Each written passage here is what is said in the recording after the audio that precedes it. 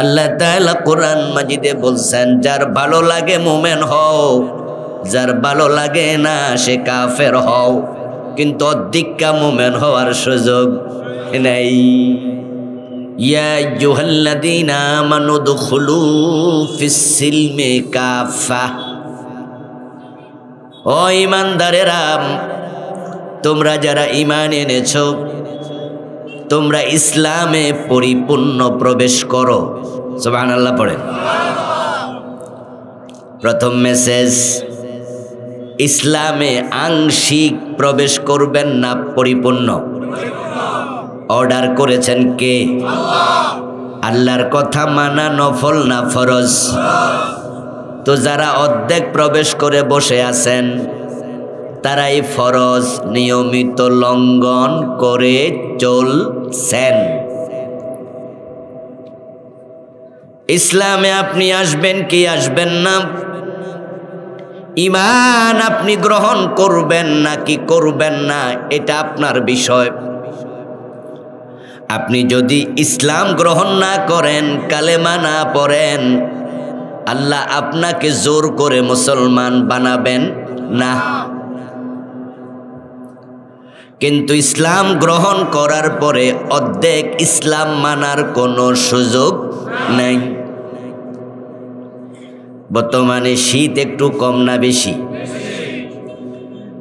ফজরের টাইমে বেশি শীতের কারণে কেউ যদি ফজরের নামাজ ইমাম সাহেবের সাথে 1 রাকাত পড়া বাড়ি চলে যায়,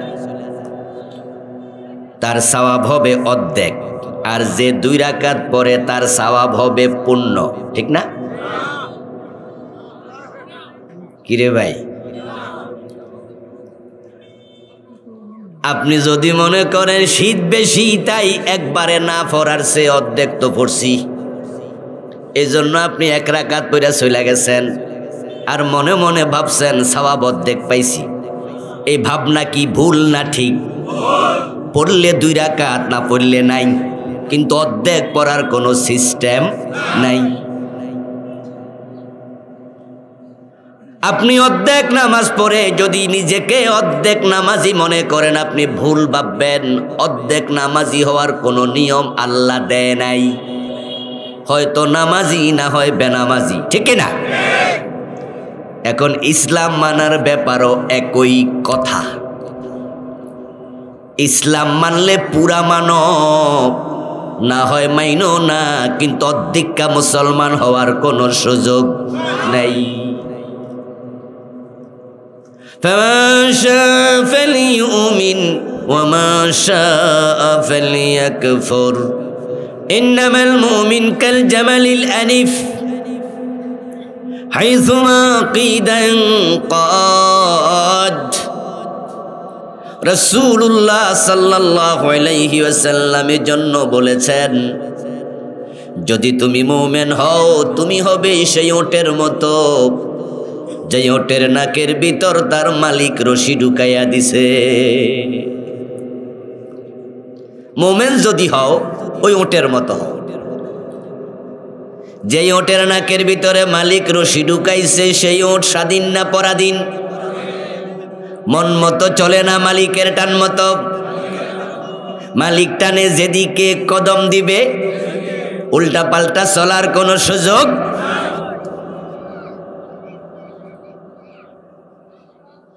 যেই ওটের নাকের ভিতরে মালিক রশি ঢুকাইয়া দিল, এখন রশির টান মোতাবেক চলতে সেই ওট বাধ্য থাকবে। তুমি যদি মুমিন হও, আল্লাহ কোরআনের রশি তোমার নাকে ঢুকাইয়া দিছে।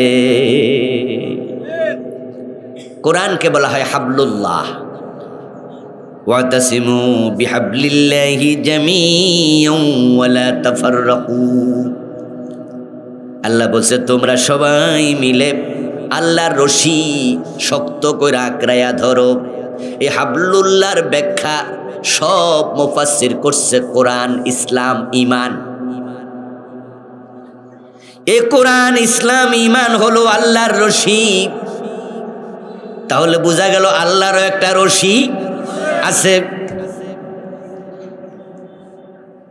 ফামান ইয়াকফুর বিত্তাগুত ওয়ায়ুমিন বিল্লাহি ফাকাদ ইসতামসাকা বিল উরওয়াতিল উসকা লা ইনফিসামা লাহা। অন্য আয়াতে আল্লাহ বলেন, যে ব্যক্তি তাগুতের সাথে কুফরি করে আল্লাহর উপরে ঈমান এনে কালেমাটা পড়ল, সে একটা শক্ত রশির সন্ধান পেল, শক্ত রশি আঁকড়াইয়া ধরল। ওই রশির নাম হলো ঈমান। আর ঈমান, ইসলাম, কোরআন আলাদা আলাদা জিনিস নয়, এটা সবটা মিলেই একটা। এখন ওটের নাকের ভিতরে রশি ঢুকাইল, ওই ওট পরাধীন হয়ে গেল। যেই ওটের নাকের ভিতরে রশি নাই, ওই ওট মনে যেদিকে চায় সেদিকে যায়, যা মনে চায় তা খায়। মন চাইলে বসা থাকে, মন চাইলে দাঁড়াইয়া থাকে, মন চাইলে হাঁটতে থাকে, মন চাইলে শুইয়া থাকে। কিন্তু যেই ওটের নাকের ভিতরে মালিক রশি ঢুকাইছে, ওই ওট এতটাই পরাধীন, মালিক টান মারলে শুইয়া থাকা, বসে থাকার সুযোগ আর নাই। যদি উল্টা পাল্টা চলে, ওই ওটের নাক ছিঁড়ে যাওয়ার সম্ভাবনা আছে না নাই? এর সে পারফেক্ট উদাহরণ প্রিয় নবী আর কি দিতেন? ভাই মাইকের আওয়াজ কিন্তু বাড়াইতে হইব, ঠাস ঠাস করে যেন আওয়াজ হয়। প্রয়োজন একটা হরণ আমার কানে দেন। প্রিয় নবী বলছেন, তুমি হয়ে যাবে সে ওটের মতো, যে ওটের নাকের ভিতরে মালিক রশি ঢুকাইয়া দিছে। এর মানে হলো ঈমান আনার পর আপনার আর স্বাধীনতা নাই। আপনি এখন আপনার রব, আপনার রাসূল যা বলে তা শোনা আপনার অধিকার, আপনার এখতিয়ার, নাকি আল্লাহ এবং রাসূলের কথা শুনতে বাধ্য? যদি না শোনেন তাহলে কি হবে? ঈমানটা ছিঁড়ে যাবে। قال النبي صلى الله عليه وسلم تكون بين الساعة فتن كقطع الليل المظلم يصبح فيها الرجل مؤمنا فيمسي كافرا ويمسي مؤمنا فيصبح كافرا। আল্লাহর নবীর জামানায় যত সাহাবী ঈমান এনেছে, রাসূলুল্লাহর কথার বাহিরে কোন সাহাবী একটা কদমও দেয় নাই। এজন্য সাহাবীদের মাঝে জাহান্নামী একজনও নাই। قال النبي صلى الله عليه وسلم لا يدخل النار من رآني مؤمنا। ঈমানের সাথে আমি নবীকে দেখেছে এমন একজন লোক জাহান্নামে ঢুকবে না। যদিও দু চারজন সাহাবীর কবরে আযাব হয়েছে এমন দু একটা হাদিস পাওয়া যায়, তবে এগুলো সাময়িক আযাব, এগুলো স্থায়ী আযাব না।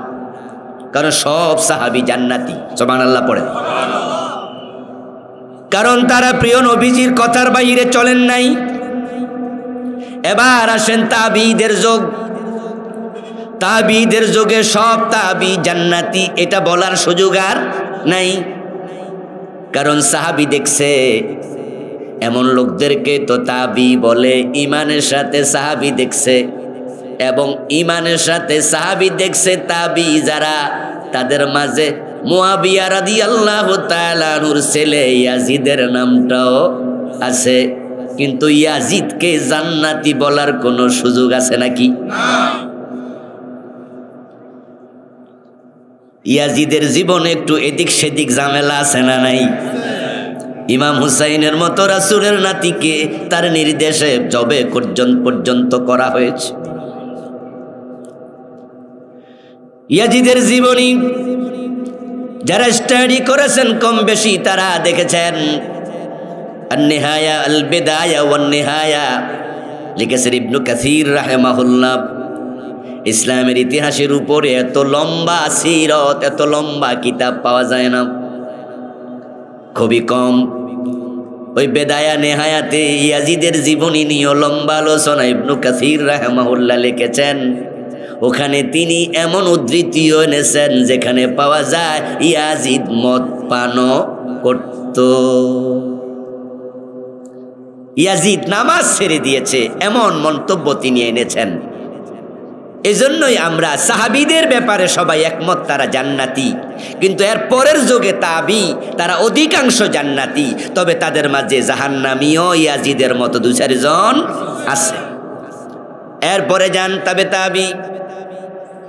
তবে তাবিদের মাঝে জান্নাতীর সংখ্যা আরো কমে গেছে, কারণ পরে ঝামেলা আরো ঢুকছে। এরপরে আস্তে আস্তে আজকের এই যুগে আসেন। আজকের যুগেও 200 কোটি মুসলমান আছে, কিন্তু জান্নাতি কয়জন?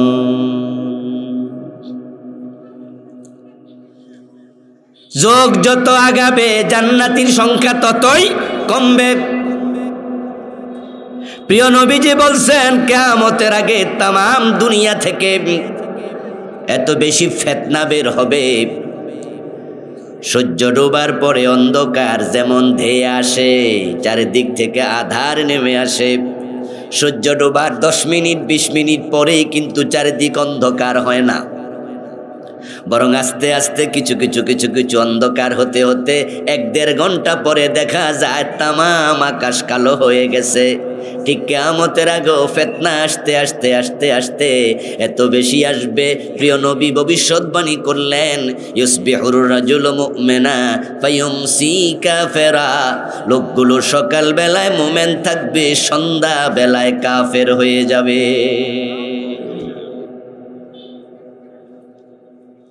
জান্নাতি খুব কমে যাবে। আল্লাহর নবীর সাহাবারা সবাই ছিলেন নাকের ভিতরে রশি ঢুকানো উটের মতো। রাসূল যা বলেছে তার হেরফের করে নাই, 1 চুল পরিমাণ সরে নাই। আল্লাহ এবং রাসূল যা বলতেন সাথে সাথে তা মানছে। সাহাবীদের জামানাতে প্রথম দিকে মদ পান করা জায়েজ ছিল। আরব দেশের মানুষের সাথে 3টা ডব্লিউ ছিল তাদের জীবনের অবিচ্ছেদ্য অংশ। অনেকটাই বলা যায় 3টা ডব্লিউ তাদের ব্লাডের সাথে মিশে গিয়েছিল। একটা ওয়াইন, আর একটা ওমেন, আর একটা ওয়ার, যুদ্ধ, নারী এবং মদ। এটা ছিল আরব দেশের মানুষের জীবনের সাথে ওতপ্রোতভাবে জড়িত। কথায় কথায় মারামারি এবং মানুষ হত্যা করে দিব্যি নাস্তা করত, ভাত খাইত, পান চিবাইত। একটা মানুষ যে খুন করছে এ নিয়ে অন্তরে কোনো কাঁপুনি নাই। এগুলো অভ্যাসের কারণে হয়। যেমন এই যে স্যার ডাক্তার, ওনাদের মাঝে যারা সিজার করে, অপারেশন করে, সার্জারির বড় বড় অভিজ্ঞ ডাক্তার, এরা মানুষের পেট কাটতে কোনো টেনশন হয় মানে আপনি যেমন মুরগি জবাই করেন, এটা মানুষ এরকম কাটালায়। কিন্তু আপনারা যদি মানুষের পেট কাটতে দেয়, আপনি টান দিয়া নিজেই বেশ হয়ে যাবেন। অভ্যাসের ব্যাপার। আরব দেশের মানুষ মারত, যুদ্ধ করত কথায় কথায়, এটা কোনো ব্যাপার না। আরেকটা ছিল ওয়াইন, মদ। তাত্তাবিউ খুতুওয়াতিশ শাইতান ইন্নাহু লাকুম আদুউম মুবিন। তোমরা শয়তানের পদাঙ্ক অনুসরণ করিও না, সে তোমাদের প্রকাশ্য শত্রু। এটা হলো দ্বিতীয় মেসেজ। এই 2টি আলোচনাই হলো আজকে আমার প্রতিপাদ্য। ইসলামে আংশিক প্রবেশ করা যাবে না। ঈমান আনার পরে আপনি ইসলামে প্রবেশ করবেন। ঈমান হলো ইসলামে প্রবেশের মেইন গেট, রাজতোরণ। আমরা বলতেছিলাম 3টি ডব্লিউর কথা। তাহলে একটা ছিল যুদ্ধ, আর একটা ছিল নারী, আর একটা হলো মদ। এই মদ ছিল আরব দেশের মানুষের প্রতিপাদ্য, দেহের অংশের মতো, ব্লাডের সাথে মিশে গেছে। আমরা যারা আজকে রোজা রাখি নাই, তাদের মাঝে সকাল থেকে পানি খাই নাই এমন কয়জন আছি? ঠিক আরব দেশে যদি এরকম কোনো সমাবেশ হতো আর দুপুর বেলায় প্রশ্ন করত, আজকে মদ খান নাই কে কে, হাত তোলা দেন, হয়তো একজনও দিত না, সবাই কিছু না কিছু। আরব দেশের মানুষের মদ ছিল জীবনের অংশ। এই জন্য আল্লাহ তাআলা হঠাৎ করে মদ হারাম করেন নাই, মদ হারাম করেছেন 3 বারে। প্রথমবার ছিল ইয়াসালুনাকা আনিল খামরি ওয়াল মাইসির, এই আয়াতে কারিমা নাজিল হলো। আল্লাহ মদ হারাম করে নাই, বলছে ফিহিমা ইসমুন কাবীর ওয়া মানাফিউ লিন-নাস, এই জাতীয় বলছে গুনাহ আছে, লাভও আছে, খাইও না বলে নাই। চিন্তাশীল সাহাবারা বুঝালাইছে লক্ষণ বেশি ভালো না, যেহেতু গুনাহ আছে সামনে মনে হয় আর বেশি দিন খাওয়া যাবে না, তাই কিছু লোক ছাইরা দিস। আরেক দল কইতাছে এখনো তো মানা করে নাই, তাই সান যেহেতু আছে একটু কামে লাগাই, খাওয়া চালাই যাচ্ছে। আর আল্লাহ যেহেতু হারাম করে নাই, হারাম বলার কোনো সুযোগ। মনে রাখবেন, ইসলামকে ইসলামের জায়গায় রাখতে হবে। আপনি কোনো জিনিসকে হারাম বলবেন অধিকার আপনার নাই, আবার আল্লাহ যেটা হারাম বলছে সেটা হালাল বলার অধিকারও আপনার নাই। দলিল ভিত্তিক ইসলাম হবে। যদিও কিছু কিছু ক্ষেত্রে আমরা মোল্লারা সারি না, আল্লাহ সাইরা দিল। আল্লাহ বানাইছে জায়েজ, আমরা বানাইছি হারাম। বাংলাদেশে এটা বেশি একটু। এই দেশে যদি কেউ শার্ট গায়ে দিয়া নামাজের ইমামতি করে, পাবলিক ফিডে বেল্ট বানাইলে ইমামরে। আমি কিন্তু শার্টের পক্ষে না, আমি জীবনে শার্ট গায়ে জীবনে কিনছি আমার মনে পড়ে না, কারণ ক্লাস 1 থেকে মাদ্রাসায় পড়ি। তো 1-এ যদি মাদ্রাসায় পড়ি তাহলে তো তখন বুঝেন বয়স তো আর হয় নাই শার্ট পরার, তখন থেকে পাঞ্জাবি পড়ি, তাহলে আমি পাঞ্জাবির পক্ষের লোক, বুঝলেন তো। কিন্তু শরীয়তের মাসালা হলো নামাজের জন্য সতর ঢাকা ফরজ। আচ্ছা, কেউ যদি শার্ট গায়ে দিয়া প্যান্ট পরে তো সতর ঢাকে নাই? শরীয়তে কোনো আপত্তি নাই, শার্ট গায়ে দিয়া ইমামতি করছে কত দেশে কত জায়গায়, বিদেশ গেলে এগুলো সহ্য হয়ে যায়। কিন্তু বাংলাদেশে যদি কেউ শার্ট গায়ে দিয়া ইমামতি করে, পিছনে দিয়া মুসল্লি টাইন নিয়ে পিছনে নিয়ে আইবে, কারণ আমাদের দেশের লোকেরা পাঞ্জাবিরে কি বানাই দিছে, ইমামতির জন্য ফরজ বানাই ছেড়ে দিছে। আচ্ছা, বিশুদ্ধ কেরাত কি নফল না ফরজ? যদি কেরাতে সমস্যা, হুজুরের পাঞ্জাবি বড় হইলে অসুবিধা নেই, কথা বোঝেন। অথচ কেউ যদি গেঞ্জি কাট দিয়ে দাঁড়ায় থাকে, সেন্ডু গেঞ্জি তো যেটা ওই যে এন দিয়া, এটাও না, হাত কাটা, ওইটা গায়ে দিয়ে খাড়াইয়া থাকে ইমামতির জায়গায়, তেলাওয়াত বিশুদ্ধ হয়, তার নামাজ হয়ে যাবে। তবে কাপড়টা শরীর পুরা ঢাকলে এটা ভালো, এটা সুন্নাহ, এটা উত্তম। কিন্তু আরেকবার পাঞ্জাবি যদি 13 হাত লম্বা হয়, কেরাত অশুদ্ধ, নামাজ বাতিল হয়ে যাবে, ওটা ফরজ। কিন্তু মাঝে মাঝে বিভিন্ন মাহফিলে গেলে মাগরিবের নামাজ, এশারের নামাজ তো মসজিদে রাস্তার ঘাটে পড়ি, প্রতিদিনে তো 6 মাস পথে ঘাটে নামাজ পড়ি। এমনও আছে যেখানে নামাজ ছেড়ে দিয়েছি, মাগরিবের নামাজ পড়াচ্ছে, ছেড়ে পিছনে চলে আসছি, দাঁড়ায় আসি, নামাজ তো হয়নি, তার এ থেকে লাভটা কি?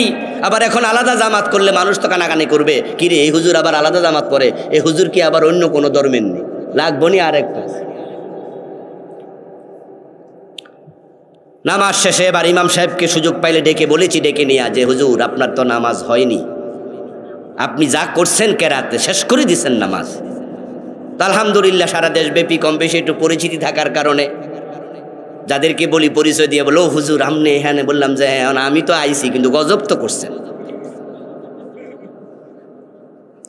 তো আল্লাহ ছাড় দিছে, পাঞ্জাবিটা আল্লাহ ফরজ ওয়াজিব কিচ্ছু করে নাই, কিন্তু বাংলাদেশের মোল্লারা ছাড়ে না, আমরা ছাড়ি না। ইসলামের ক্ষেত্রে বাড়াবাড়ি করা যাবে না, দলিল আছে যতটুকু, ইসলাম মানব ততটুকু, ঠিক কিনা? ফরজ ফরজ, হারাম হারাম, ওয়াজিব ওয়াজিব, নফল নফল, মুস্তাহাব মুস্তাহাব, গুরুত্ব ইসলাম দিয়েছে যাহা, আমরা দিব তাহা। আমার বন্ধু বলছিলাম, এখন ওয়াইন আল্লাহ তাআলা হঠাৎ করে হারাম করে দেন নাই, মদ হারাম করেন নাই, কিছু সাহাবী খাচ্ছে। কয়দিন পর আয়াত নাজিল হয়েছিল, তাকরাবুস সালাহ ওয়া আনতুম সুকারা, যদি মাতাল থাকো তাহলে তোমরা নামাজ পড়িও না মাতাল অবস্থায়। তাহলে মাতাল অবস্থায় নামাজ পড়া জায়েজ না হারাম? তাহলে মাগরিব পইরা মদ খাইলে এসা পড়বো কেমনে? কারণ মদ খাইলে তো 3-4 ঘন্টাও মাতাল থাকতে পারে। আসর পইরা মদ খাইলে মাগরিব পড়বো কেমনে? আর জোহর পইরা মদ খাইলে আসর পড়বো কেমনে? এসা পইরা মদ খাইলে ঘুমাইতে যাবো কেমনে? ফজর পইরা মদ খাইলে কামকাজ করবো কেমনে? আল্লাহর বুদ্ধি কত, এমন একটা পয়েন্ট দিছে, তাহলে দিনের মাঝে বলা চলে 18 ঘন্টায় মদ খাওয়া হারাম হয়ে গেছে। এবার দেখা যায় যারা নামাজি, সাহাবীদের মাঝে বেনামাজি কয়জন ছিল? কথা কি সব আমার দিয়ে কইবেন? নিজেরাও তো কিছু কইবেন।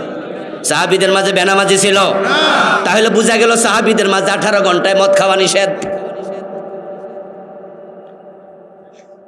রমজান যখন আসে তখন আমরা অনেক ওয়াজ করি, তার মাঝে পার্সোনালি আমি যে ওয়াজটা করি সেটা হলো যারা বিড়ি খায়, সিগারেট খায়, তাদেরকে অনুরোধ করি, রমজানে যেহেতু লম্বা সময় বিড়ি সিগারেট খাওয়া যায় না, শবে সাদেক থেকে সূর্যাস্ত পর্যন্ত প্রায় 15 ঘন্টা 14 ঘন্টা বিড়ি খাইলেন না, আবার এশারের নামাজের পরে তারাবি পইরা শোয়া পর্যন্ত আবার 2 ঘন্টা বিড়ি খাইলেন না, তাহলে দিনের মাঝে 17-18 ঘন্টা যদি বিড়ি না খান, আমি অনুরোধ করি রমজানে বিড়ি খাওয়াটা আস্তে করে ছেড়ে দেন, কমায়া দেন। দেখবেন 1 মাস ট্রেনিং দিলে বাকি 11 মাস বিড়ি খাওয়া লাগবে না। রমজান আসলে আমি আমার সিগারেট পানকারী ভাইদেরকে বলি যে রোজাটারে কামে লাগান, অভ্যাস করলে দেখবেন ইজিলি বিড়ি সিগারেট সারা যায়। তা আমার আল্লাহ তাকায়া দেখলেন যে ওয়াইন আরবদের রক্তের সাথে মিশে গেছে, এজন্য এখন বলে দিছে, এই নামাজ চলাকালে আর মাতাল অবস্থায় নামাজ পড়ো না, মদ খাইও না। বুদ্ধিমান সাহাবী যারা অতি বুদ্ধিমান তারা বললেন যে না, আর খামুই না। আবার 2-4 জন যারা একটু বেশি খাইয়া অভ্যাস, সবার বুদ্ধি তো আর সমান না, যাদের একটু বুদ্ধি কাঁচা, এরা কয় মানা যেহেতু করে নাই চান্স কাজে লাগাই, ওরা এখনো খাচ্ছে। কিছুদিন যাওয়ার পর আয়াত এসে গেছে, ইন্নামাল খামরু ওয়াল মাইসির ওয়াল আনসাবু ওয়াল আজলাম রিজসুম মিন আমালিশ শাইতানি ফাজতানিবু। এখন থেকে মদ আর খেও না, চিরদিনের জন্য আল্লাহ বলে হারাম করে দিলাম। এই ঘটনা কেন আনছি আবার শুনুন। যখনই মদের আয়াত, হারামের আয়াত নাজিল হলো, তৎকালীন যুগে তো আর রেডিও টেলিভিশন ছিল না, পত্র পত্রিকা ছিল না, প্রচার কেমনে করবে, মাইকের ব্যবস্থাও তো নাই।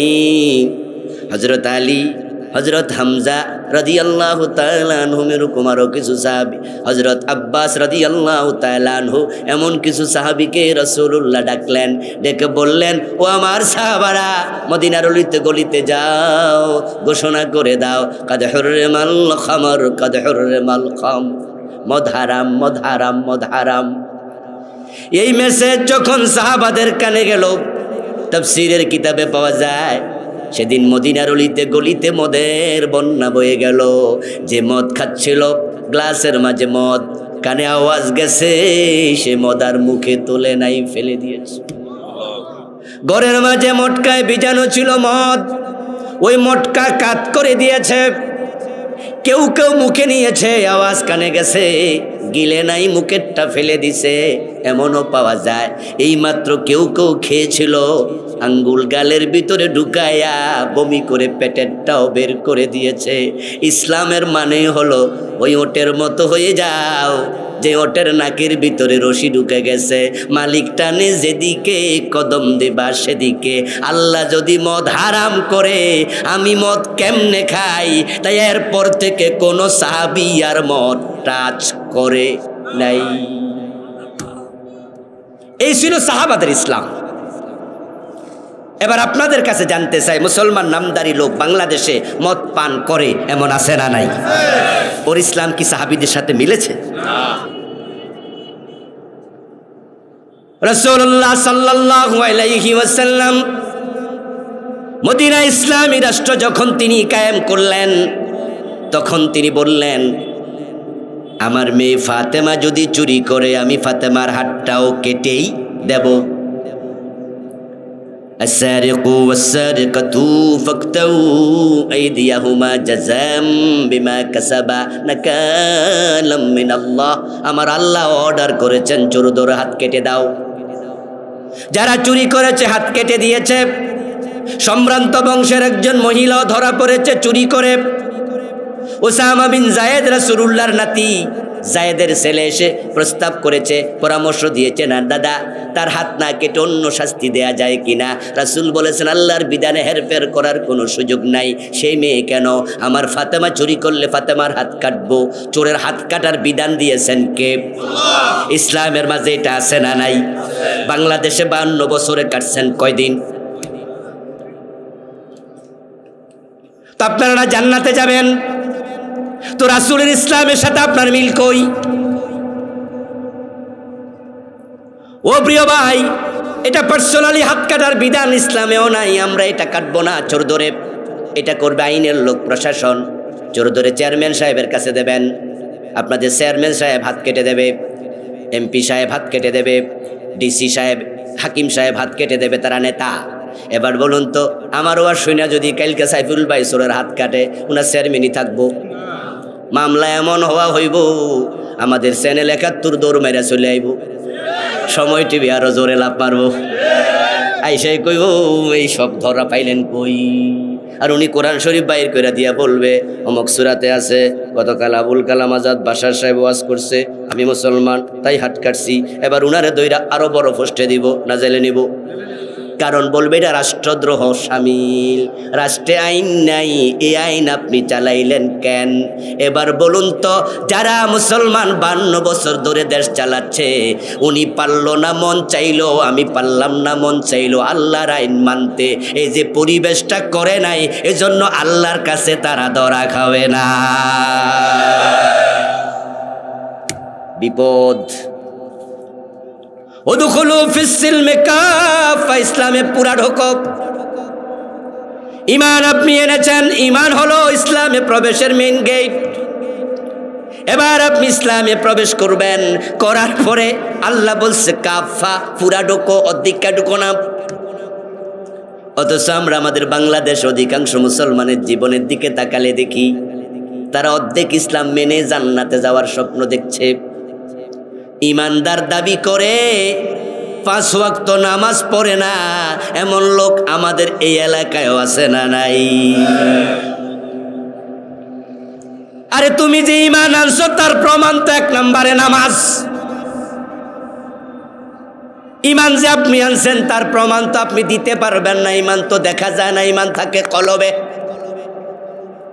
ইমাম আবু হানিফা রাহিমাহুল্লাহ বলছেন আল ঈমানু হুয়াত তাসদীকু বিল জিনানি ফাকাত, ঈমান হলো শুধু কলবের বিশ্বাসের নাম।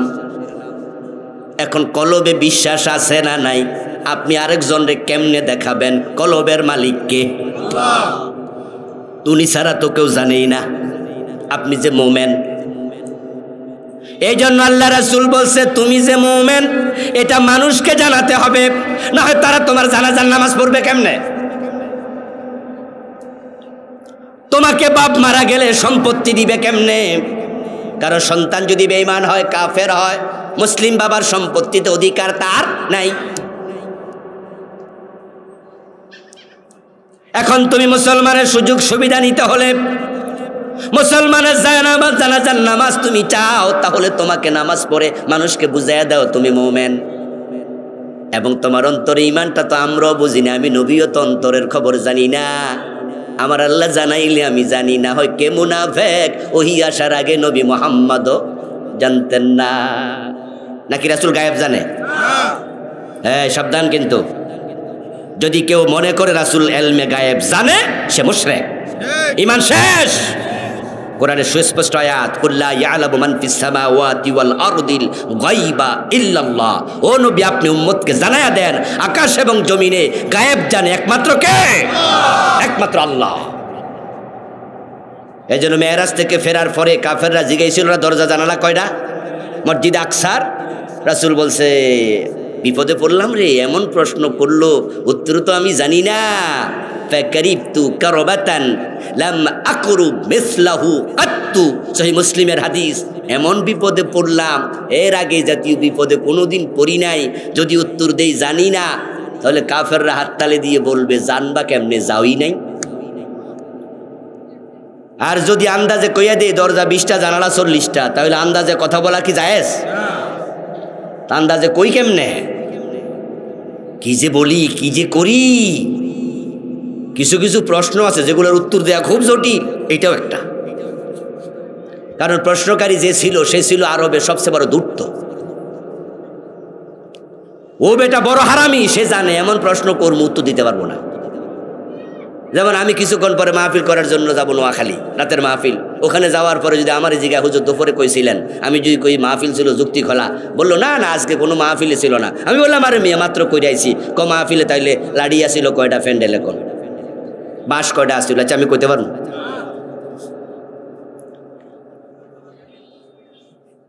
একজন একজনের বেজ্জতি করার চিন্তা। তো জিজ্ঞাইতেছে পাবলিকের সামনে, ভাইজান মদ কি আগের মতোই খান না কমাইছেন? এই জবাব দেন। এখন যদি কয় যে আগের মতো খাই তা হইলো বিপদ, কমাইছি কইলো প্রমাণ বা আগে খাইছি, তো আরেক বিপদ। আল্লাহর হাবিব বলেন বিপদে পড়ে গেলাম, মা কারিবতু লাম আকরুব মিসলাহু কাত্তু, এমন বিপদ আর কোনোদিন পড়ি নাই। ফাজাল্লাল্লাহু লিবাইতাল মুকাদ্দাস ফাতাফাকতু উখবিরুহুম আন আয়াতিহি ওয়া আনা আনজুরু ইলাইহি, হঠাৎ করে দেখি আমার সামনে জিবরিল আমিন পুরা বাইতুল মুকাদ্দাস হাজির করে দিছে। তো রাসূল গায়েব জানলে বাইতুল মুকাদ্দাস আনার কোনো দরকার ছিল? রাসূল গায়েব জানলে ওহী নাজিল হওয়া দরকার কি, কোরআন নাজিল হওয়া দরকার। উনি তো এমনি গায়েব জানেন। আবেগে কথা বলা যাবে না। কোত্থেকে জেনে আসছিলাম প্রসঙ্গটা?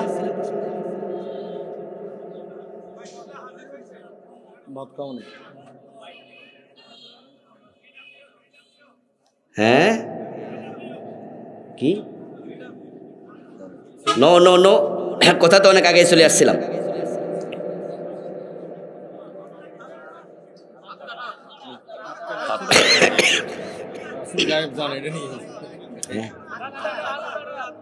গায়েবের কথা আসলো কেন? নো, এখানে তো আমি আনলাম প্রসঙ্গটা, কিন্তু আলোচনাটা কোন দিকে যাচ্ছে?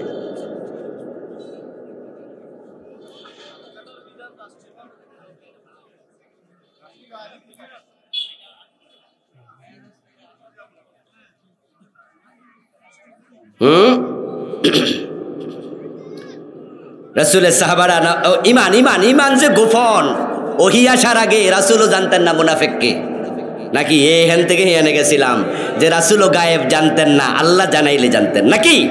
আচ্ছা, এখন আপনার যে ইমান আছে আপনি বুঝবেন কেমনে, পাবলিক বুঝবে কেমনে? এই জন্য প্রিয় নবী বলছে বাইনাল মারই ওয়া বাইনাল কুফরি ওয়া শিরকি তারকুস সালাহ। কে মোমেন কে কাফের সেনার আলামত শুধু একটা, নামাজ ছেড়ে দেয়া। যে নামাজ ছেড়ে দেয় ইমানের দাবি করার কোনো অধিকার তার নাই। আমার প্রিয় ভাইয়েরা, যেই লোকটা নামাজ পড়েনি সে ইসলামে পূর্ণাঙ্গ ঢুকা দূরের কথা, সে ইসলামে ঢুকে নাই। অথচ ইসলামে জান্নাতে যেতে হলে পুরা ঢোকা ফরজ, আর বেনামাজি ইসলামে ঢোকে নাই। ইসলামে ঢুকছেন কিনা এটার প্রমাণ নামাজ, তো নামাজ নাই ইমান। قال النبي صلى الله عليه وسلم من ترك صلاة متعمدا فقد كفر। প্রিয় নবীজি বলেছেন যে ইচ্ছা করে নামাজ ছেড়ে দেয় লোকটা কুফরি করে। ইবনে মাসউদ, ইবনে ওমর, দুজন বড় বড় সাহাবীর নাম বললাম। দুজনের বক্তব্য শাব্দিক দুই রকম, অর্থ একই রকম। লা হজ্জা ফিল ইসলাম লিমান তারাকা সালাতা, যে ব্যক্তি নামাজ ছেড়ে দেয় ইসলামে তার কোনো কন্ট্রিবিউশন আর নাই। যেমন ধরেন আপনার চাচা মারা গেছে, তো চাচা মারা যাওয়ার পরে চাচার রেখে যাওয়ার সম্পদ বন্টন চলছে। আপনার 5 জন স্বাস্থ্য ভাই আছে, 2 জন স্বাস্থ্য বোন আছে। তো তারা সবাই বসে তারা জমি ভাগ করতেছে। তো আপনি যাইয়া কইলেন যে আমারও একটু জমি দাও। তখন এলাকার লোকেরা বলবে, এই মিয়া তুমি জমি চাও কেমনে? সে বলবে চাচার জমিকে আমি পাই না। তখন এলাকার লোকেরা বলতো, হ্যাঁ পাইতা যদি চাচার কোনো ছেলে না থাকতো। তাহলে ইসলামী ফরজে মেয়েরা একাধিক মেয়ে থাকলে 3 ভাগের 2 ভাগ নিত, তারপরে 1 ভাগ থাকতো, এটা ভাইয়েরা পাইতো, ওই ভাইয়ের ছেলে হিসাবে তুমিও পাইতা। কিন্তু তার ছেলেও আছে, মেয়েও আছে, ইসলামী ফরজে স্বাস্থ্য ভাইয়ের অধিকার আর নাই। আপনি নামাজি যদি না হন, আল্লাহর বিধানে ইসলামের ভিতরে আপনার কোনো অধিকার আর নাই।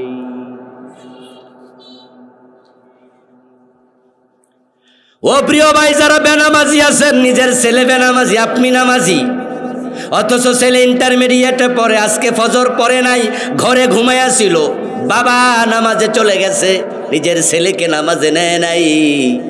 নিজের যুবতী মেয়ে ঘরে ঘুমায়, বাবা নামাজ পড়ে ফিরে এসেছে মসজিদ থেকে, নিজের বউটাও ঘুমায়, নামাজ পড়ে না। এমন গার্ডিয়ান অভিভাবক 2-1 জন এখানেও আছে।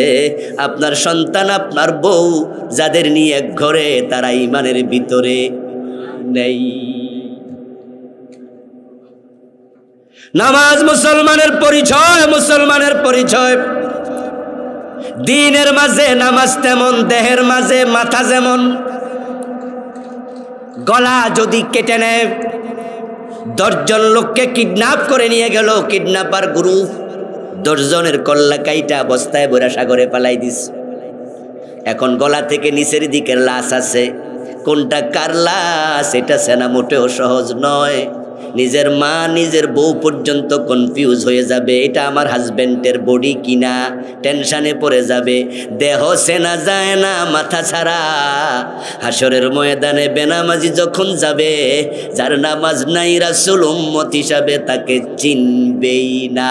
আর যাকে উম্মত হিসাবে রাসূল চিনবেন না, তার জন্য শাফাতের কোনো আশার নেই। আমি আশা করছি আপনারা একটি বিষয় আমার সাথে একমত হবেন, আমাদের জান্নাতে যাওয়ার জন্য রাসূলের শাফাত দরকার আছে কিনা?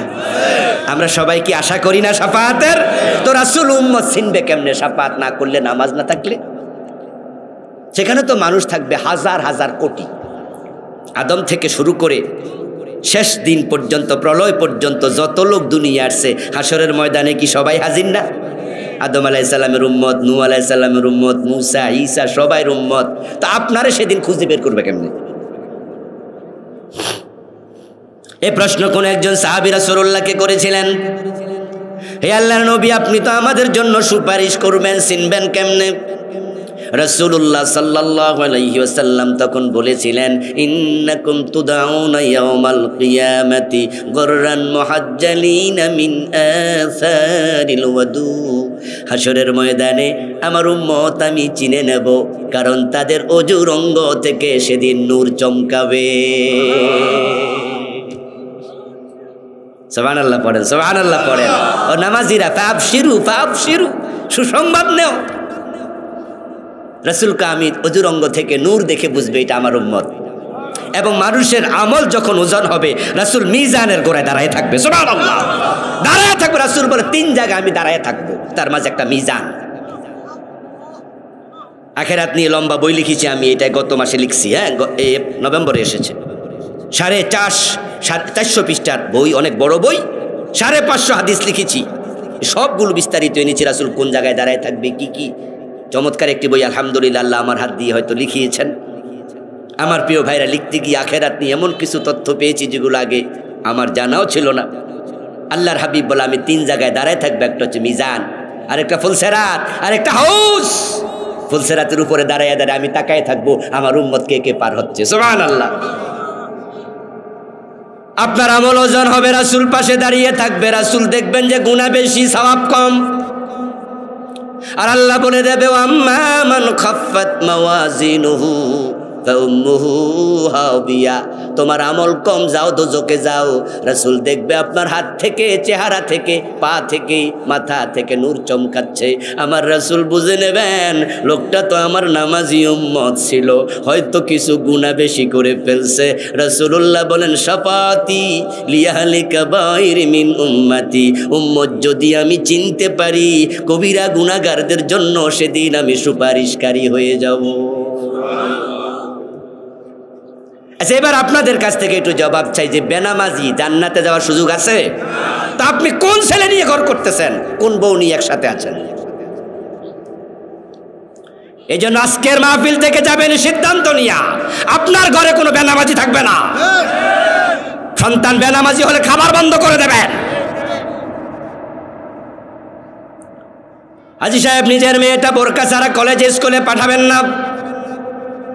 ও নামাজি, তোমার মেয়ে যদি বেপর্দায় কলেজ স্কুলে যায়, রাস্তার দুপাশ থেকে যত পুরুষ তাকাবে লোলুপ নজরে, তাদের প্রত্যেকের একটা করে কবিরা গুনাহ হবে। আর তোমার মেয়ের একদিনে শত শত কবিরা গুনাহ হয়ে যাবে। হাসরের ময়দানে যখন জাহান্নামী হবে, তখন মেয়ে বলবে, আল্লাহ আমি একা দায়ী নয়, আমার বাবারে ডাকো, বোরকা সিলাইয়া দিলে এত কবিরা গুনাহ আমলনামায় আসতো না। নাজআলহুমা তাহাতা আকদামিনা লিয়াকুনা মিনাল আসফালিন। এই বাবারে আজকে পায়ের তলায় রেখে জাহান্নামে যেতে চাই। এজন্য আপনার মেয়ে আপনি জীবিত থাকতে, আপনি বেঁচে থাকতে বেপরদা চলবে না।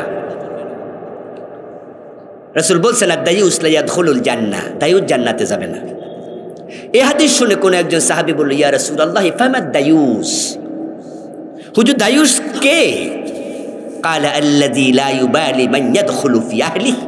প্রিয় নবী দায়ুসের সংখ্যা দিলেন, ওই সংজ্ঞা দিলেন, ওই পুরুষ হলো দায়ুস, যে পুরুষের অধীনস্থ নারী বেপর্দায় চলে, তার ঘরে কে আসলো কে বের হলো, সে মেয়েটা কার সাথে চলে গল্প করে, কার সাথে মিশে, বাবা খবর নেয় না, ভাইয়ে খবর নেয় না, বউ কার সাথে মিশে, স্বামী খবর নেয় না। অধীনস্থ নারী বেপর্দায় চললে ওই পুরুষটা দায়ুস হয়, ওই পুরুষের কপালে জান্নাত।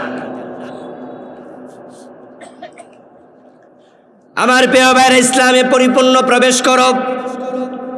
এখন নামাজের ওয়াজ শুই না, আপনারা যারা আছেন আমি জানি এখানে 90% লোক মনে মনে খুশি, কারণ বলে হুজুর আমি তো আজকে ফজরও পড়ছি, বেনামাজি এখানে 10%ও নাই আমি আশা করি, তাই মনে মনে ভাবছেন আমার জান্নাত ঠেকায় কে। আমি এবার একটু সামনে আগাইলে বুঝবেন খবর কি। অথচ 5 ওয়াক্ত নামাজ পড়ে সুদে টাকা লাগাইছে এমন নামাজি লোক এখানেও আছে, যে বেটা সুদ খায় ইসলামে পুরা ঢুকে গেছে।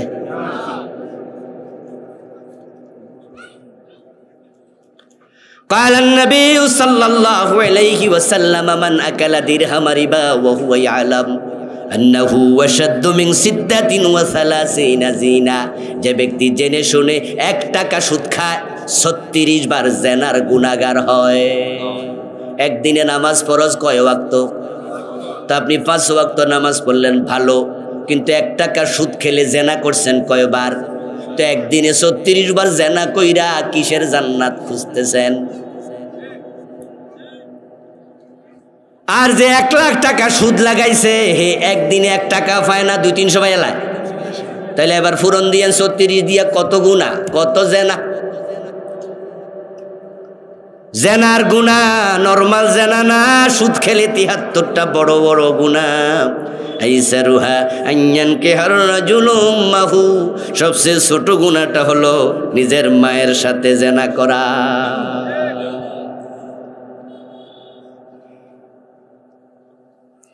ও প্রিয় ভাই, সাবধান হয়ে যাও, সাবধান।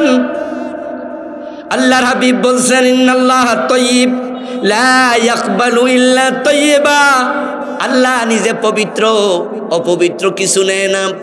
আপনি যদি হারাম খান, হারাম না ছাড়েন, নামাজ রোজা হজ যাকাত কিছু আল্লাহ নেয় না। সকালবেলা অফিসে গেছে, প্রতি সাইনে ঘোষ। কিছু কিছু অফিস আছে যেখানে ঘোষের রেট করা আছে, বিশেষ করে জমি যেখানে রেজিস্ট্রি হয়, ওখানে দেখবেন এটা অঘোষিত জায়েজ। নাউজুবিল্লাহ, অঘোষিত জায়েজ হয়ে গেছে। এই জন্য দলিল করতে গেলে ভেন্ডার বলে দেবে এই দলিলে 2.5 লাখ টাকা লাগবে। আপনি বললেন হিসাব দেন, কিসের টাকা? বলবে এত হাজার এই খাতে, এত হাজার এই খাতে, সরকারি ফি, রেজিস্ট্রি ফি, স্টাম্পের ফি, আমার খরচ, অমুকের খরচ। পরে কইব 2,30,000, তো বাকি 20,000 ওইটা টেবিল খরচ। আসেনি এরকম খবর? আসেনি? জমি যারা কিনে বেছে এরা বোঝে এটা টেবিল খরচ। এর মানে টেবিলও গোশ খায় না, না টেবিলওয়ালা খায়? কোন টেবিলে কত সেটা নির্ধারণ পর্যন্ত অঘোষিতভাবে করা আছে। বড় সার কত, ছোট সার কত। আর এখানে যারা জমি রেজিস্টার আছে এরা কিন্তু আমার গাইলে আছে, হুজুর আমরা একানি খাই, অন্যরা খায় না। হ্যাঁ, হাসপাতালে যান, সেখানে ডাক্তার পর্যন্ত গোশ খায়। অফিসে যান, অফিসার গোশ খায়। অফিসে যান, থানায় যান, ওসি গোশ খায়। বিচারালয়ে যান, বিচারপতি গোশ খায়। তবে তাদের মাঝে ভালো ডাক্তার, ভালো অফিসারও আছে, যেমন আমাদের স্যার। আলহামদুলিল্লাহ, এই যে মাহফিলে এসে বসে আছে, সারাটা দিন এখানে কোরবান করেছে, অথচ ওখানে বসে অফিসে দেখলে কয়েক হাজার টাকা পেয়ে যেত। এমন ডাক্তার বাংলাদেশে আমি দেখেছি, একটা মাদ্রাসা দিয়ে ফেলছে। আমি কিশোরগঞ্জে একজন পেয়েছি, উনার একটাই ছেলে আমার বাসায় দাওয়াত দিয়ে নিছে। কিশোরগঞ্জ শহরে বিশাল হাসপাতালের মালিক, একাই ছেলে বাসায় নাই। আমার বলছে, হুজুর ছেলেটা তো মাদ্রাসায়। আমি বললাম, মাদ্রাসায় পড়ান নাকি? হুজুর হাফেজ। আলহামদুলিল্লাহ, হেফসাস করছে। কিতাবখানায় দিছি। বাচ্চা একটাই, মেয়ে নাই, নাই একটাই ছেলে, আবার মৌলবী বানাইলেন। বলে, হুজুর আমি এই লাইনে পড়ছি, মানুষের খেদমত করছি, তবে মনে হয় আমি ঠকছি, কারণ আপনারা যেভাবে কোরআন বোঝেন সেভাবে আমার বোঝার সুযোগটা আমি পাই নাই। কারণ আমি তো ইংরেজি পড়তে পারি ঠাস ঠাস করিয়া, আমি তো ওষুধের নাম জানি, কিন্তু আপনি যেমনে তাফসির পড়তে পারেন, আরবি তাফসির, আরবি কিতাব, হুজুর আমি তো ইসলাম সেভাবে শিখতে পারি নাই। তখন আমি ভাবলাম, আল্লাহ টাকা দিছে কিন্তু আপনাদের মতো এলেম দেয় নাই, আমার ছেলেরা আমি ঠকাবো না, তাই আলেম বানাইতেছি। এমন কিছু ভালো মানুষও আছে, তবে তাদের কথা বলছি যারা 2 নাম্বার। এখনো 2 নাম্বার লোক অফিসে ঘোষ খাচ্ছে, প্রতি সিগনেচারে 500, 1000 পকেটে ঢুকায়, 2 পকেটে ঢুকায়, পকেট মোটা হয়ে গেছে মাশাআল্লাহ। একবারে বড় নামাজি মানুষ, হাইয়া আলাস সালাহ, কানে আজান আসছে, তখন ক্লায়েন্টরে কয়, দিলে তাড়াতাড়ি দেন, আজান হয়েছে। কই যাইব? তাড়াতাড়ি দেন, দিলে আজান হয়ে গেছে। আবার তাকবীরে উলার সাথে পড়ন লাগবে। জান্নাতে যাওয়ার আসলে শখ আছে, কিন্তু রাস্তাটা ভুল। রাস্তাটা কি ভুল? তারপরে নামাজে গিয়ে খাড়াইলো, জুটুজু কইরা দাঁড়াইয়া কয়, ইয়্যাকা না'বুদু ওয়া ইয়্যাকা, আল্লাহ আমি তোমার গোলাম, আমি আইয়া গেছি, হাজির হইয়া গেছি। আল্লাহকে গোলাম, পকেটে এগুলো কি? আইসো যে কি লই আইসো? তোমার গায়ের জামায় কি? তোমার পেটের ভিতরে কি? প্রিয় নবী বলছেন, ও বেটা, কাবার অঙ্গনে দাঁড়ায় হাত তুলে আর মনে মনে ভাবে, আল্লাহ আমার দোয়া ফিরাবে না। অথচ রাসূলুল্লাহ বলছেন, পেটে হারাম, কাপড়ে হারাম, চামড়ায় হারাম, রক্তে হারাম, মাংসে হারাম, ও মিয়া হারাম খায়া মোটা হইছো। ফান্না ইউস্তাজাবু লিযালিকা, তুমি কাবার ভিতরে ঢুকে দোয়া করো, দোয়া কবুল হবে না। হারাম খাইলে নামাজও কবুল হয় না, হজও কবুল হয় না। আমার ওয়াজ আজকে শুনে রাগ করে নামাজ কালাম ছেড়ে দিয়েন, যেহেতু কবুলে হয় না, যা পইরা লাভ কি? তা আপনি দুজকে গেলে আমার কি, আল্লাহর কি? আর যদি মনে করেন যে না আমাকে জান্নাতে যেতে হবে, তাহলে হারাম ছাড়তে হবে, হারাম আপনাকে ছাড়তে হবে। ওদখুলু ফিস সিলমি কাফা। অনেকে আছে নামাজি, হালাল খায়, ভালো মানুষ, কিন্তু মা বাবার সাথে বেয়াদবি করে, মা বাবাকে খাওয়ায় না। বাড়িতে মা বাবা আছে, শহরে থাকে, খবরটা পর্যন্ত নেয় না, অন্য ভাইদের উপর ছেড়ে দিচ্ছে। যুবকদের মাঝে সমস্যা বেশি। কত যুবক আছে মায়ের সাথে ঝগড়া করে 6 মাস কথা কয় না। বিয়ের আগে মা বাবা ছাড়া বোঝে না, বিয়ে করার পর বউ ছাড়া বোঝে না। কান খোলে শোনো মুসলমান। قال النبي صلى الله عليه وسلم رضا الرب في رضا الوالدين وسخط الرب في سخط الوالدين। তুমি আল্লাহকে খুশি করে জান্নাতে যেতে চাও, তাই তো তুমি ফজরের টাইমে শীতের মাঝে নামাজে হাজির। তুমি 5 লাখ খরচ করে মক্কায় হাজির। জান্নাত তুমি পেতে চাও, তোমার মা বাবার সন্তুষ্টির উপরে আল্লাহর সন্তুষ্টি নির্ভর করে। মা বাবাকে অসন্তুষ্ট রেখে আল্লাহকে খুশি করা যায় না। আর আল্লাহ যার উপর খুশি না, তার কপালে আল্লাহর জান্নাত নাই। যেই জান্নাতের জন্য ফজরের সময় মসজিদে গেছো ভাই, জান্নাত কিন্তু মসজিদে নাই। আল্লাহর ঘরে 5 লাখ 7 লাখ খরচ করে মক্কায় হাজির হইছো প্রিয় ভাই, জান্নাত কিন্তু মক্কায় নাই। আমার রাসূল বলেছেন, জান্নাত আছে তোমার মায়ের পায়ের নিচে। আল জান্নাতু তাহতা আকদামিল উম্মাহাত। আমার রাসূলের কথার উপরে বিশ্বাস আছে না নাই? জান্নাত আছে আপনার মায়ের পায়ের নিচে। وقال النبي صلى الله عليه وسلم الوالد أوسط أبواب الجنة তুমি জান্নাতে ঢুকবা, জান্নাতের 8টা দরজা আছে। ইন্না ফিল জান্নাতি সামানিয়াত আবওয়াব, জান্নাতের 8 দরজা। আমার রাসূল বলছেন তোমার বাবা হলো জান্নাতের সবচেয়ে বড় দরজা। ও প্রিয় ভাইরা, যেই ব্যক্তি মা বাবাকে দুনিয়ায় তাড়াতাড়ি খুশি করে, তার কম ইবাদতে আকাশের মালিক খুশি হয়ে যায়। আচ্ছা, আমি আপনাদেরকে একটা প্রশ্ন করি। আল্লাহ যদি ওহির মাধ্যমে রাসূলকে জানাইতো যেই বান্দা আমারে একাধারে 5 ঘন্টা লম্বা সেজদা দেয় আমি তার উপর খুশি থাকবো। আচ্ছা, 5 ঘন্টা এক সেজদা আমরা কয়জনে থাকতে পারতাম? না। দিয়ে একদিন দেখে না রে, আরে 5 ঘন্টা 3 বার সুবহানাল্লাহ সহ্য হয় না? কি সুবহান রাব্বিয়াল আলা, আমরা যারা ইমামতি করি আমরা টের পাই। মাঝে মাঝে একটু আস্তে আস্তে পড়লে দেই পিছনে মুসল্লি মিস কল দেয়, গলায় কাশ মারে, কাশের ডঙ্গে বুঝি এটা সেই কাশ না। বুঝাইছে হুজুর আমার তো শেষ, আমনে কদ্দুর গেছেন। আর হুজুর যদি সুবহান রাব্বিয়াল আলা 3 বারের জায়গায় 9 বার কইতো, এবারে মাথা তোলা দিয়ে চাইতো হুজুর আছে না গেছে। আর 5 ঘন্টা লম্বা সেজদা, আমি প্রশ্ন করব না, জাস্ট আপনাকে রিমাইন্ডার দিচ্ছি 99 বার 101 বার সুবহানাল্লাহ এক সেজদায় পড়ছেন। এখানে কয়জন আছেন আমি জানি না, 2-1 জন থাকতে পারে, কারণ 2-1 জন আমি বিভিন্ন জায়গায় পেয়েছি। নফল নামাজের এক সেজদা আমি হুজুর 101 বার তাসবিহ পড়েছি সুবহান রাব্বিয়াল আলা। এরকম 2-1 জন পেয়েছি, খুব কম। 101 বার সুবহান রাব্বিয়াল আলা পড়তে 5 মিনিটও লাগে না। এই 5 মিনিট লম্বা সেজদা দৈন্য পাওয়া যায় না। আর 5 ঘন্টা আল্লাহ যদি কইতো, আল্লাহরে খুশি কইরা এই সেজদা দিতেন, কাইথিয়া পড়ে যেতেন, পারতেন না 5 ঘন্টা থাকতে। কিন্তু আল্লাহ কঠিন শর্ত দেয় নাই, আল্লাহকে মা বাবারে খুশি করো, আমি আল্লাহ খুশি হয়ে যাব।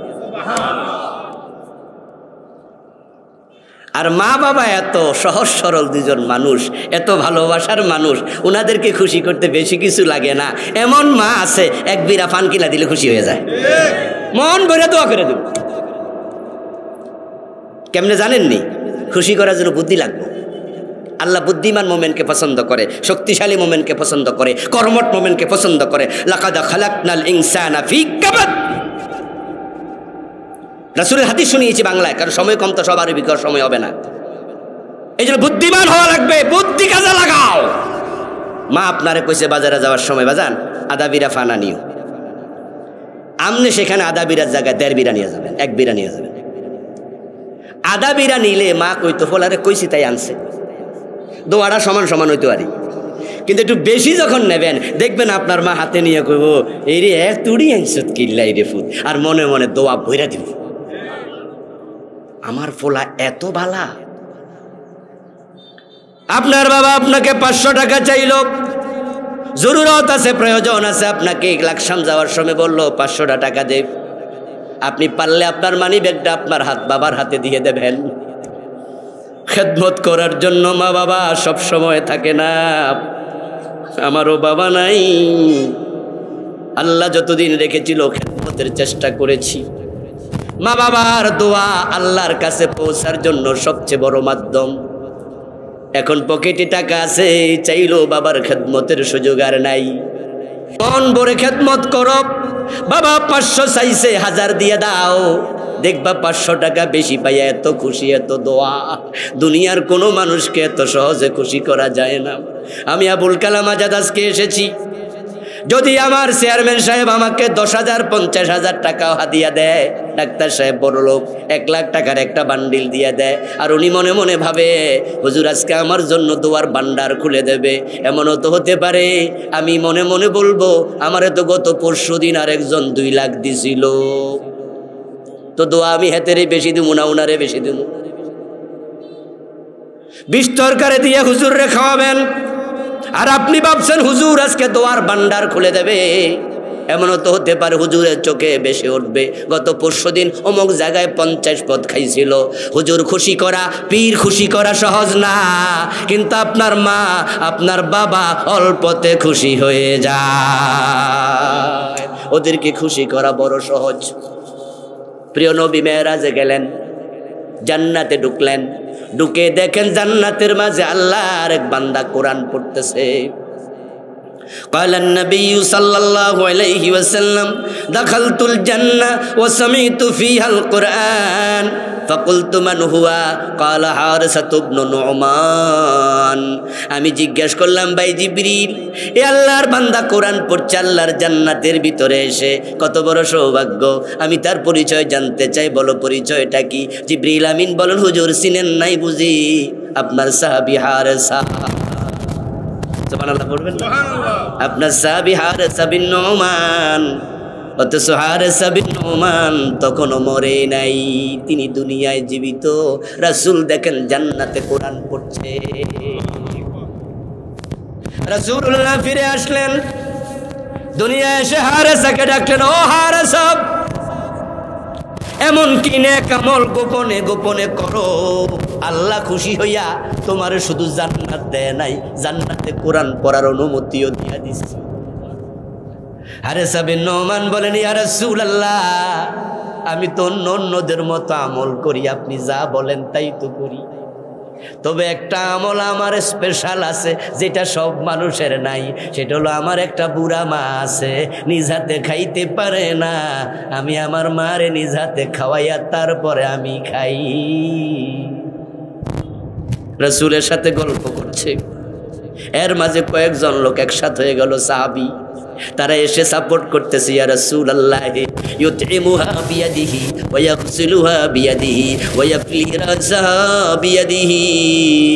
হুজুর, সে শুধু মারে খাওয়ায় না, আমরা জানি মারে গোসলটাও সে করায়া দেয়, মায়ের মাথার চুলগুলা সে আশ্রয়া দেয়, মায়ের এত খেদমত করে। ওয়া কানা বাররান নাস বিউম্মিহি, মায়ের প্রতি সে খুব বেশি বেশি সহযোগী, মায়ের প্রতি স্নেহশীল ভালোবাসা রাখে।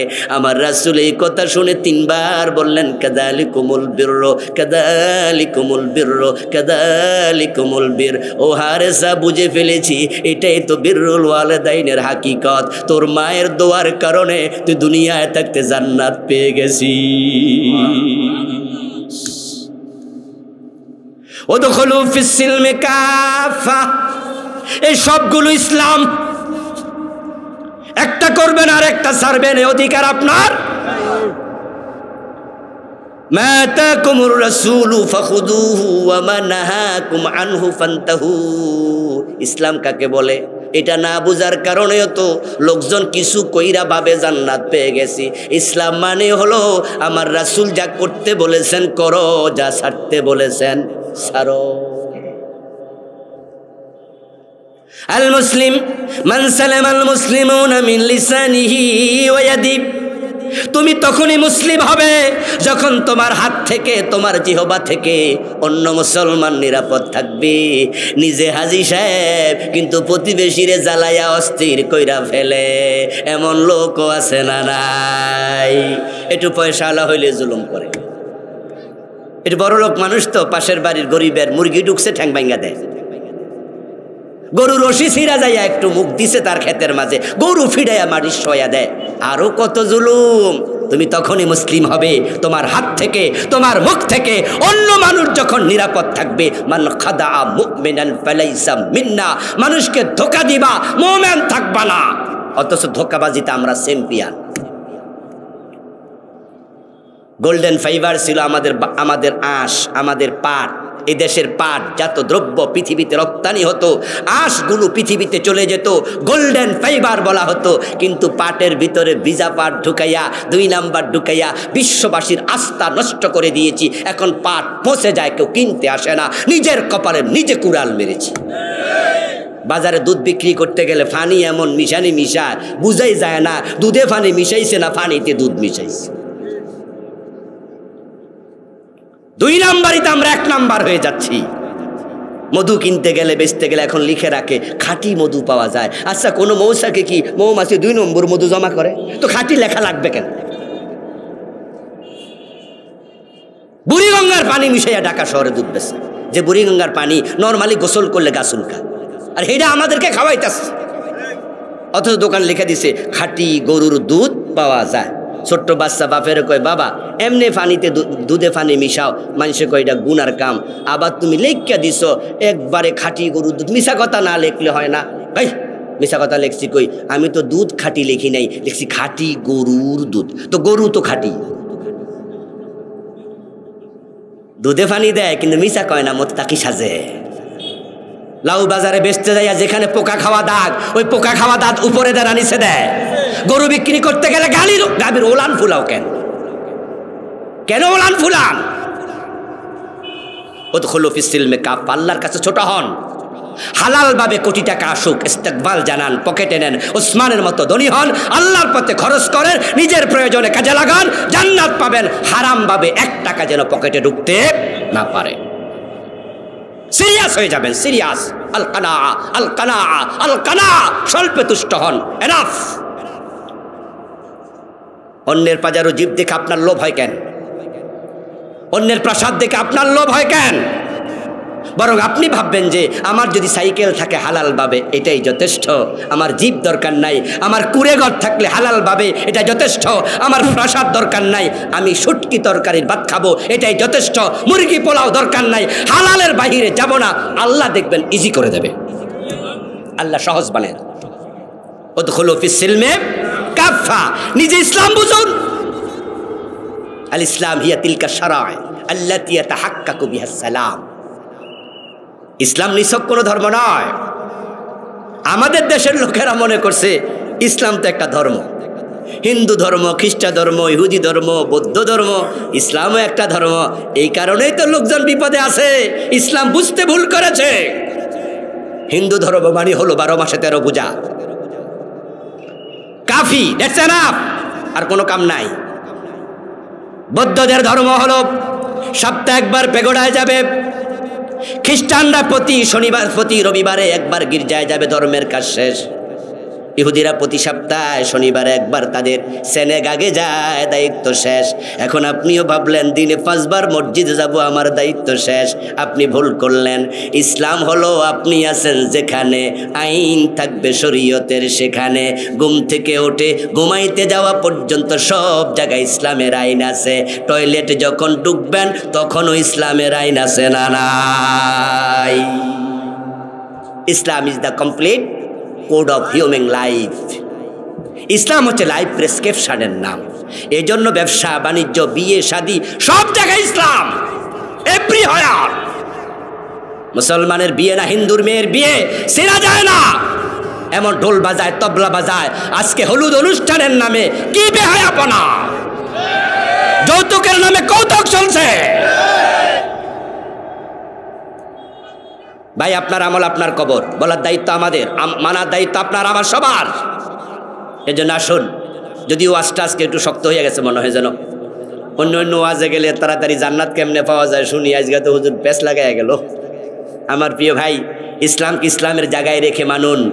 আল্লাহ যদি সহজে জান্নাত দিয়ে দিতেন, আমরা মনে যা চা তাই, তাহলে ইব্রাহিম নবী আগুনে পড়া লাগতো না, ঈসা নবী আসমানে শত্রু পরিবেষ্টিত অবস্থায় উঠা লাগতো না, মুসা নবী হিজরত করে মিশর থেকে ফিলিস্তিন যাওয়া লাগতো না, নবী মুহাম্মদ দাঁত দেয়া লাগতো না, আমির হামজা কলিজা দেয়া লাগতো না, বেলালের গলায় রশি লাগাতো না, ইমাম হুসাইনের কল্লা দেয়া লাগতো না।